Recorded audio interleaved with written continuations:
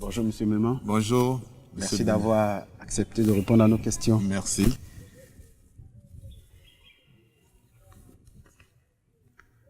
Bienvenue à tous à ce 13 minutes pour convaincre, une production de Yeshou Art. Notre invité, Monsieur André Narcisse Méman, candidat aux élections municipales de Benouillé, une localité à l'ouest de la Côte d'Ivoire. Merci Monsieur Méman d'avoir accepté de répondre à nos questions. En quelques mots, pouvez-vous vous présenter aux électeurs? Je suis, comme vous l'avez indiqué, Méman André Narcisse. Je suis marié, père de 2 enfants. Au plan professionnel, je suis administrateur en chef des services financiers, les grades A6 donc, du Trésor, inspecteur vérificateur principal à la direction générale du Trésor et de la comptabilité publique. Pour finir l'aspect professionnel, je suis le chef d'antenne régionale de l'inspection générale du Trésor en charge des régions de San Pedro, de Sassandra, de Soubré et de Gagnoua. Enfin, je porte un projet que je dirige, Agir pour Benoué, candidat aux élections municipales à Benouillé pour 2018. Merci. D'accord. Alors, vous avez déjà conduit des projets, donc vous connaissez très bien la localité pour laquelle vous êtes candidat aux élections municipales. Est-ce que vous pouvez nous dire d'autres motivations personnelles, ce qui vous conduit à être candidat de cette élection? D'accord. Il faut dire d'abord que la gestion d'une commune est une gestion administrative. Et donc, notre motivation, c'est de servir. C'est un service public. Nous voulons nous mettre à la disposition de nos populations, leur faire bénéficier, n'est-ce pas, notre expérience professionnelle. Et au-delà, il faut dire que cette ambition que nous portons n'est pas comme un cheveu sur la soupe. Nous avons été, alors étudiants, président de la jeunesse estudiantine de Benouillé, et nous avons été témoins, n'est-ce pas, du début de cette commune de Benouillé, parce que c'est pendant que nous étions étudiants, et donc jeunesse estudiantine, que nous avons accompagné, n'est-ce pas, la création de cette commune, dont le premier maire était le ministre Auguste Séverin Mirémont. Et nous estimons donc avoir suivi un peu l'évolution de cette commune. Aujourd'hui, nous-mêmes, pensant que nous sommes à même d'apporter notre contribution, eh bien, nous sommes candidats pour faire en sorte que cette commune puisse bénéficier de notre expérience.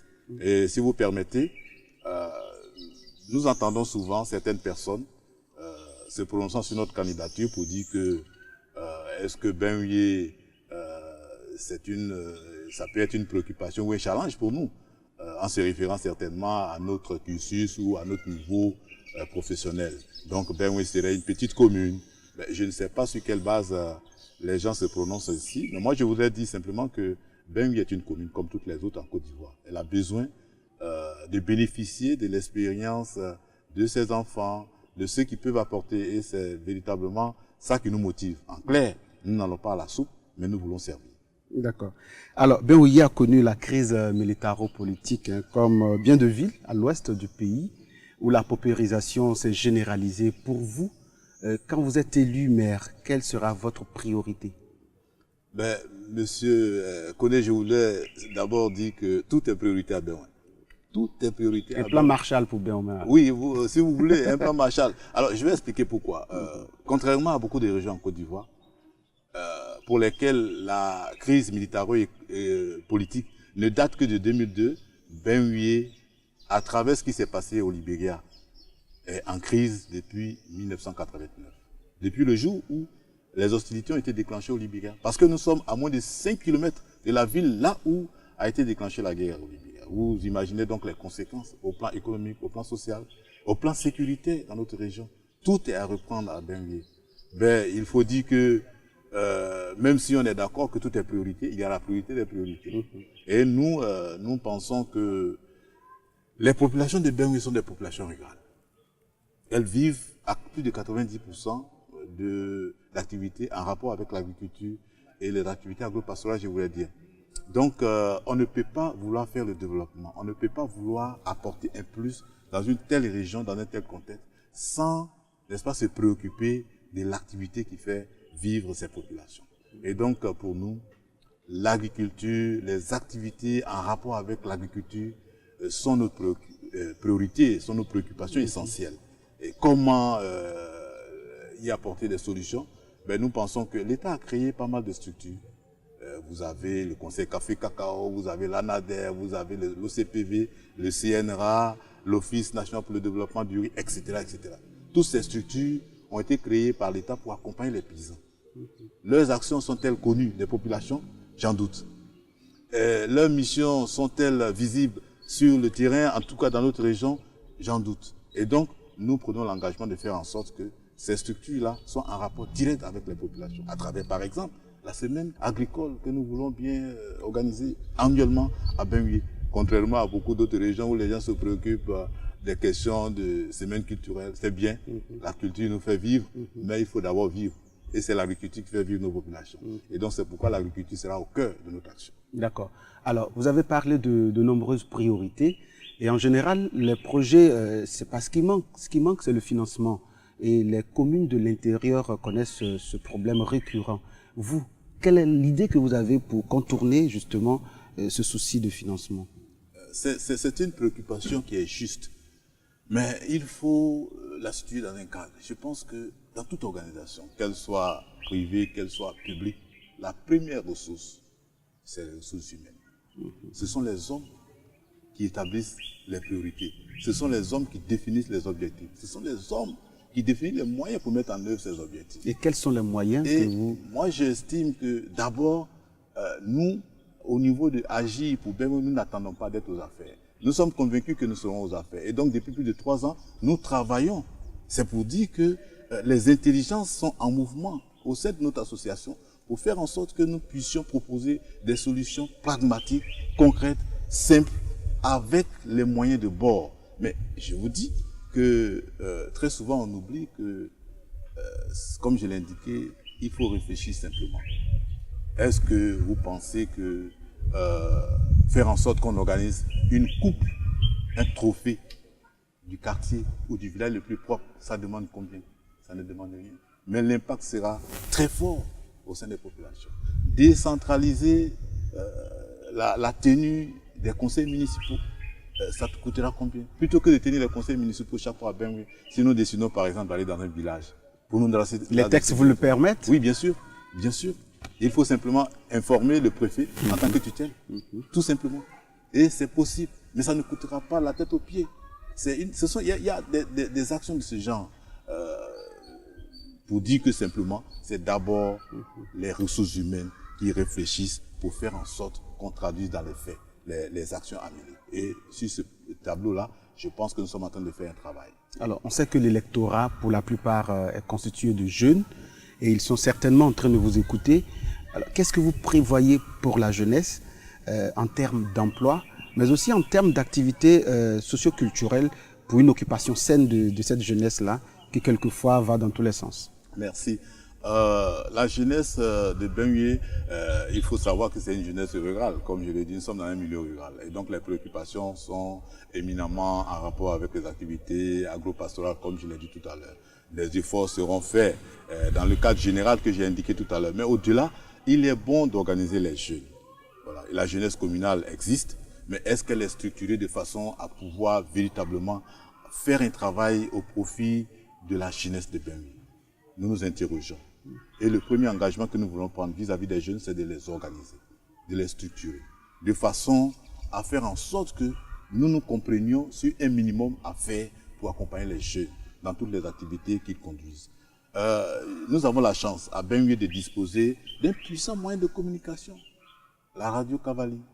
C'est une radio municipale? Oui, une radio locale. Ou elle est privée? C'est une radio, elle n'est pas privée, c'est une radio, j'allais dire, qui a été créée dans le cadre de la francophonie. D'accord. Au temps où le ministre Mirimont était aux affaires, nous avons eu la chance de bénéficier de cette radio de proximité. Et donc, c'est un moyen que nous pouvons exploiter, utiliser au profit de la jeunesse.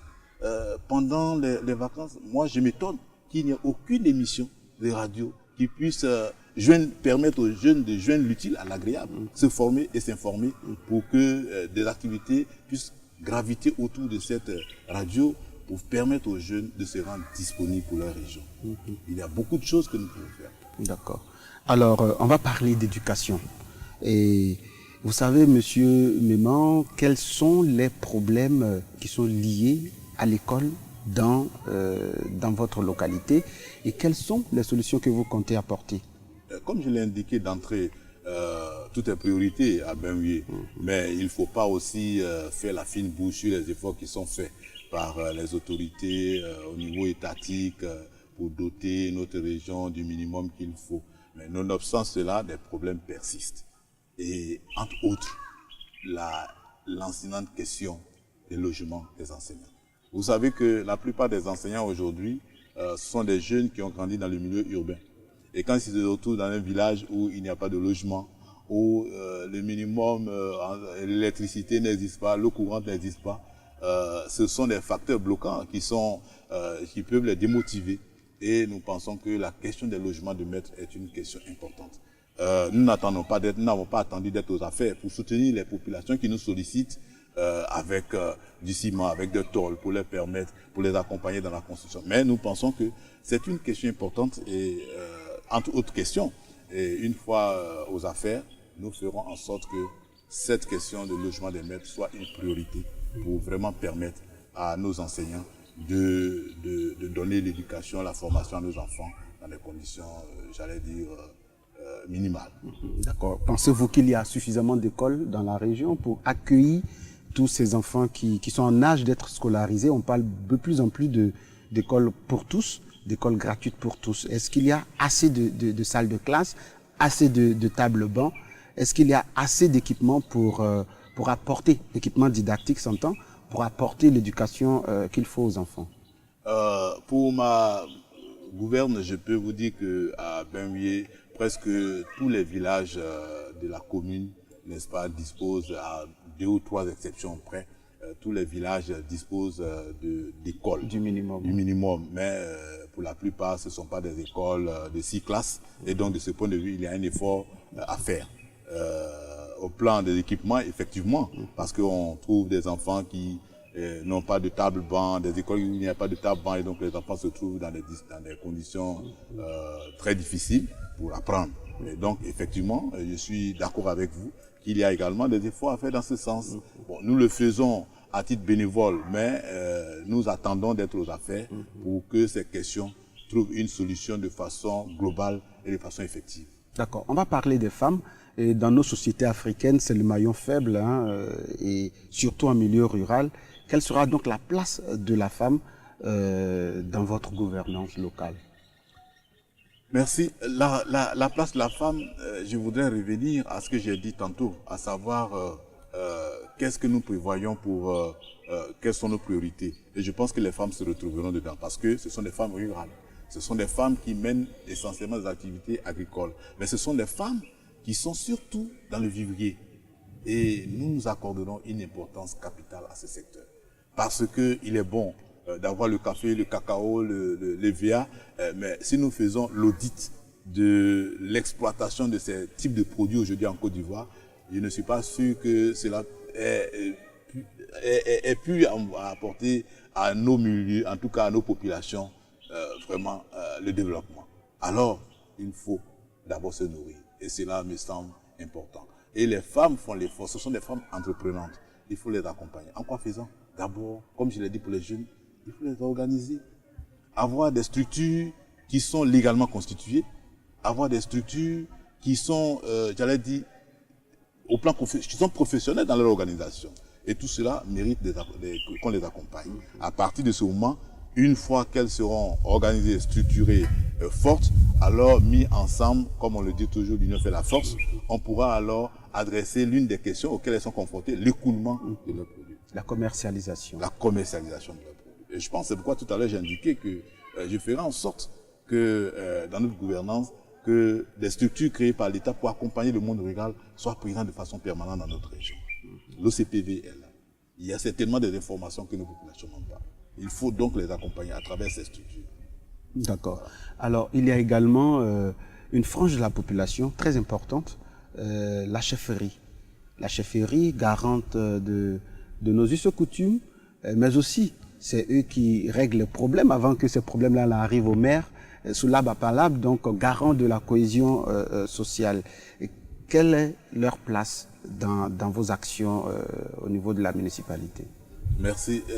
Vous faites bien de souligner la place de la chefferie coutumière dans notre région. Et sur ce point, il n'y a pas de discussion à faire relativement à leur importance.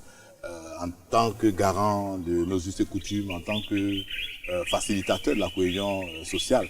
Et je profite d'ailleurs pour revenir sur ce que j'ai dit, à savoir que notre région a été beaucoup fragilisée avec tout ce que nous connaissons comme les conséquences directes ou collatérales des crises. Et n'eût été l'implication des chefs, je pense qu'on ne serait pas revenu dans cette relative paix, dans les conditions de cohésion, de bonne entente dans lesquelles nous sommes. Mais nous saluons aussi, n'est-ce pas, la prise en compte des préoccupations en rapport avec la chefferie à travers ce que l'État lui-même a décidé. Aujourd'hui, ils sont reconnus par la Constitution et ils ont une organisation au plan national, mais nous n'allons pas nous contenter de cela. Nous allons prendre un certain nombre d'initiatives. Premièrement, faire en sorte que la chefferie traditionnelle soit systématiquement partie prenante des conseils municipaux. Les conseils municipaux, c'est vrai, ils sont invités, mais est-ce qu'ils sont effectivement présents? Nous allons travailler avec eux pour les interpeller, pour leur expliquer pourquoi il est... Peut-être les motiver. Oui, les motiver, merci. Pour leur expliquer pourquoi il est important qu'ils soient à ces instances. Parce que c'est des instances de décision. Et nous aussi, de notre côté, faire en sorte que ce ne soit pas un dialogue de sourds. C'est-à-dire que les conseils se tiennent seulement en français et les chefs n'ont absolument rien, ils n'entendent rien juste parce que pour orner la salle. Non, il faut aller au-delà. Il faut faire en sorte qu'effectivement ils soient impliqués. Et une des actions phares, c'est de faire en sorte, par exemple, que nous, comme je l'ai dit tout à l'heure, nous délocalisons la tenue des conseils municipaux, mais nous allons dans un village, le village a un chef, il a ses notables. Et bien, c'est une façon d'être en contact avec eux, de les responsabiliser, évidemment, pour leur permettre d'être au fait et donc d'établir des relations vraiment de collaboration franche avec nous. Pour terminer, avant même que nous soyons aux affaires, nous sommes en train de travailler avec les jeunes qui sont pour certains étudiants, pour d'autres doctorants, pour d'autres encore professeurs à l'université Alassane Ouattara de Bouaké, qui ont décidé de faire une étude socio-économique sur notre région. C'est un projet important qui a un volet très très très important en termes de culture, de us et coutumes, etc. Et nous comptons poursuivre une fois aux affaires afin que le fruit de ces études-là puisse nous permettre de bien adresser la question aussi bien de la culture, des us et coutumes que de tout ce qui concerne la cohésion sociale à Berlin. Alors, Monsieur Méman, nous sommes pratiquement au terme de cet entretien. Le 13 octobre prochain, c'est le jour d'élection. Vous allez vous adresser à vos électeurs en français, mais aussi en langue locale, le Yakuba. Ben, merci. Je voudrais dire que je suis candidat, moi et mon équipe, dans le cadre de ces élections locales et municipales à Bengué. Je voudrais dire à tous ceux qui me suivent qu'une élection n'est pas une fin en soi. Une élection est un moment de désignation des responsables, de ceux qui auront à charge de faire un travail pour 5 ans pour notre communauté. Et sous ce rapport, je voudrais demander que les gens n'oublient pas que d'abord c'est eux qui sont les vrais décideurs. C'est-à-dire c'est eux qui choisissent celui qu'ils estiment à même de répondre à leurs aspirations. Et le projet que je porte, je l'ai indiqué tout à l'heure, concerne aussi bien l'agriculture, parce que nous sommes dans un milieu éminemment rural, aussi les questions de santé, les questions d'école, en somme, toutes les préoccupations auxquelles nous sommes confrontés. Et notre démarche, c'est de faire en sorte que ces solutions soient des solutions simples, mais des solutions viables, des solutions qui auront un impact certain sur le quotidien des populations. Et c'est cet engagement que nous prenons. Et je voudrais donc demander aux populations de me faire confiance. Maintenant, permettez que je m'adresse à mes parents en langue d'an. Menou, Kazou, Kassé, Kazou, va. À nous capier de un peu car Mankosuru, à Yellow. Campagne Yellow. Vo Yellow. Quel parapocarator, voter que ce Yagbe. Pour Egbe est tombé, Karakakoyewe. Et moi, que quoi sorry kala nous reve que pas et que pas ce kaka zoyer va quoi plaire que quoi pas ce ka et moyen ka de quoi la quoi ku gwebo et à moi un peu vous et puis ngane à toi man ala quoi to mo quoi la que ben en dodi mo quoi la que quoi jan au moins que quoi you que quoi ça le kanga pour quoi do vous y que quoi jan you que quoi you que quoi ça le ka mo quoi la que plan comme wa ko et pour peuple de ya arrivé que encore que mairie ya encore vous nous quoi mo quoi la que do nous et kaka you kaka do doit que yan ko vous nous quoi que pas nous yan que quand que des fleurs mo quoi la que mna bo sen et ou a ballon nous ou a pon ka ou a pon tara que ko vous yan nous que pas nous yan que pas gian de que yan zokui kwa voi kwa ngane ato mo kwa ka anzo yeka kwa pe kwa azo yi lawa ke kwa lo kwa di kwa azo yi kwa di. Merci monsieur Méman. J'espère que le message est bien passé. C'est la fin de ce 13 minutes pour convaincre. Merci à tous de l'avoir suivi.